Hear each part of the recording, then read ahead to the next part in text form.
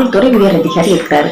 அவருக்கு ஒரே ஒரு மகன். அவர் என்ன பண்ணுவாரு, எப்போ பார்த்தாலுமே ஜெபிச்சுட்டுதான் அவருடைய நாளை துவங்குவார். எந்த ஒரு காரியத்திலுமே ஜெபிச்சுதான் அவர் அதுல அந்த ஒரு காரியத்துல அவருடைய வாழ்க்கையில அவர் ஈடுபடுவாரு.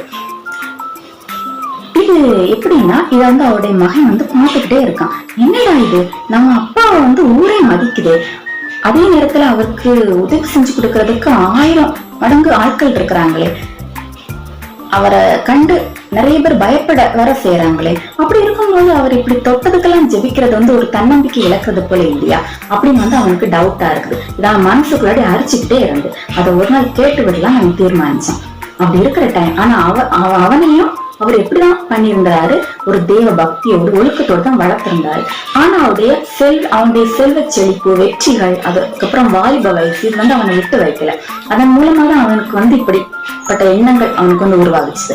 இதனால அவன் கேட்டு விடணும் அப்படின்னு அவன் தீர்மானம் பண்ணான். அவங்க அப்பா கிட்ட டைரக்டா போய் கேட்டான், அப்பா என்னப்பா இது, உங்களை ஊரே மதிக்குது, நீங்க உங்களுக்கு நிறைய பேர் இருக்காங்க, நீங்க ஒரு பெரிய ஒரு உயர் அதிகாரி இல்ல, காவல்துறை உயர் அதிகாரி இல்ல, நீங்க இப்படி தொட்டதுக்கெல்லாம் ஜெபம் பண்றது உங்களுடைய தன்னம்பிக்கை இழக்கிற மாதிரி எல்லாம் இருக்குது அப்படின்னு சொல்லி அவன் சொல்றான்.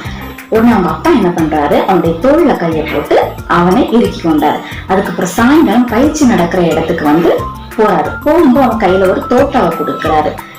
அது என்னது, ஒரு பயன்படுத்தப்படாத ஒரு உயர்திறன் வாய்ந்த ஒரு தோட்டா. அப்ப அவன்கிட்ட கேக்குறாரு, இது எப்படிப்பட்டது தெரியுமா அப்படின்னு அவன்கிட்ட கேக்குறாரு. அப்பா இது மிகவும் சக்தி வாய்ந்தப்பா, இதை கொண்டு ஒரு யானையை கூட நான் வீழ்த்திடுவேன், யானையை கூட வீழ்த்தி விடலாம் அப்படின்னு அவன் அதுக்கு பதில் சொல்றான்.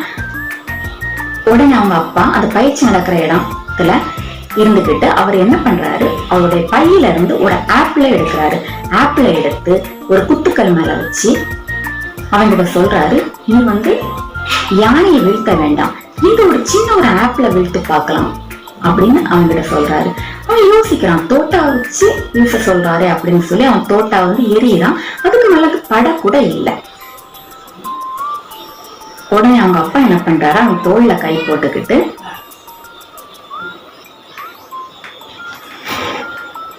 சக்தி வாய்ந்த தோட்டா தான், பெரிய யானையை கூட வீழ்த்தக்கூடியதான், மிருகத்தை கூட வீழ்த்தக்கூடியதான், ஆனா அது துப்பாக்கி என்று புறப்படாவிட்டால் அதனால நோ யூஸே கிடையாது. சோ அதே போலதான் நாம நமக்கு எவ்வளவு திறமைகள் இருந்தாலும் வலிமை இருந்தாலும் நாம ஜெபம்ங்கிற ஒண்ணு இல்லைன்னா நம்ம வாழ்க்கையில எந்த பிரயோஜனமுமே இல்லை. துப்பாக்கி இல்லைன்னா அந்த ஒரு தோட்டம் ஒரு பயனில்லாத ஒரு உழவு துண்டு, அப்படிதானே? அதே போலதான் ஜெபம் இல்லாத வாழ்க்கை கூட எப்படி இருக்கும், ஒரு பிரயோஜனமற்ற ஒரு வாழ்க்கையா தான் இருக்கும் அப்படின்னு அவனுக்கு புரிய வைக்கிறாரு. நமக்கு எவ்வளவு திறமை இருக்கட்டும், வலிமை இருக்கட்டும், நம்ம கர்த்தரின் பார்த்து கண்டிப்பா நம்ம ஜெபிக்காவிட்டா நம்ம ஒரு சின்ன ஒரு காரியத்துல கூட நம்ம ஜெயத்தை கண்டுகொள்ள முடியாது. எப்படி இந்த ஆப்பிள போலாம் அப்படின்னு சொல்லி அவர் சொல்லி புரிய வைக்கும் போது அவனுக்கு அப்போ புரிஞ்சிடுச்சு. உடனே அப்பதான் அவன் நினைக்கிறான், அவனுக்கு பெருமையா இருக்கு அவங்க அப்பாவை பார்க்கும்போது, இவர் ஒரு பெரிய ஒரு உயர் அதிகாரியை விட ஒரு மிக சிறந்த ஒரு ஜெப வீரர் அப்படிங்கிற இதுல பெருமையா எண்ணிட்டான். சோ அது போலதான் ஃப்ரெண்ட்ஸ், ஆண்டவர் என்ன சொல்லியிருக்காரு வேதத்துல, நம்ம என்ன ஒரு காரியத்துல ஈடுபட்டாலும் ஜெபிக்க வேண்டும். நீங்கள் எதை செய்தாலும் நீங்கள் ஜெபத்தோடு செய்யுங்கள், ஸ்தோத்திரத்தோடு அதை பாருங்கள். அப்படி நம்ம எதை சாப்பிட்டாலும் அது விஷமா இருந்தாலும் அது மாறிடும். நம்ம ஜெபிக்கும் பொழுது, ஸ்தோத்திரம் பண்ணி நம்ம சாப்பிடும் பொழுது, அதுக்குள்ள எந்த ஒரு செயல நமக்கு வெற்றி வேணுமா, இல்லை நம்ம வாழ்க்கையில் நடக்கிற எந்த பிரச்சனையா இருந்தாலுமே நாம என்ன பண்ணணும், கண்டிப்பா ஜெபத்துல ஈடுபடணும். ஜெபிச்சுதான் நம்மளுடைய நாட்களை நம்ம கொண்டு போகணும். ஜெபம் அப்படின்னு சொல்லும்போது அது என்னது, பொதுவா ஆண்டவருக்கும் நமக்கும் இடையே உள்ள கம்யூனிகேஷன். ஜெபம்ங்கிற ஒரு ஆயுதம், அது தேவனை அசைக்கக்கூடிய புயல். ஜெபம் இல்லைன்னா நம்மளால எதுவுமே பண்ண முடியாது. ஜெபம் நம்ம துதிக்கும் போது ஆண்டவர் நம்ம பக்கம் திரும்புவாரு.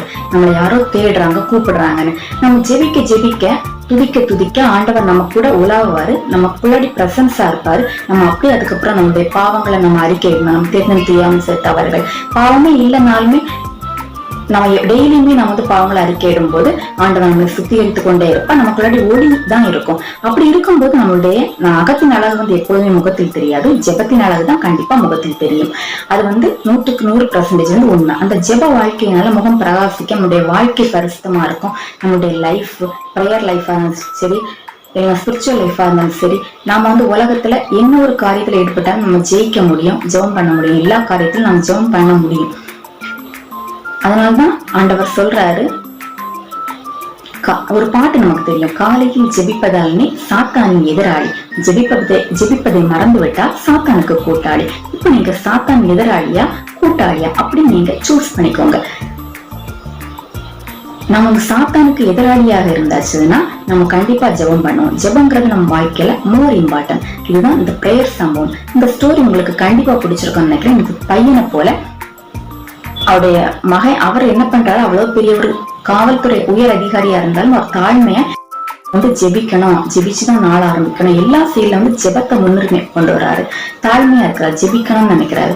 அதே போல நாம கூட நம்மளுடைய வாழ்க்கை நல்லா இருக்கணும், நமக்கு ஆண்டவருக்கும் இடையே உள்ள ரிலேஷன்ஷிப் நல்லா இருக்கணும் அப்படின்னா நம்ம ஜெபம் பண்ணும் பொழுது அந்த ஜெபத்தின் மூலமா நம்ம எல்லாவற்றையும் அடைய முடியும். ஜெபத்தின் மூலம் நம்ம சாதிக்க முடியும். ஜெபம் தான் நமக்கு என்ன செய்யும், தேவனுக்கு நடுவே உள்ள உறவுக்கு ஒரு பாலமாக இருக்கும்.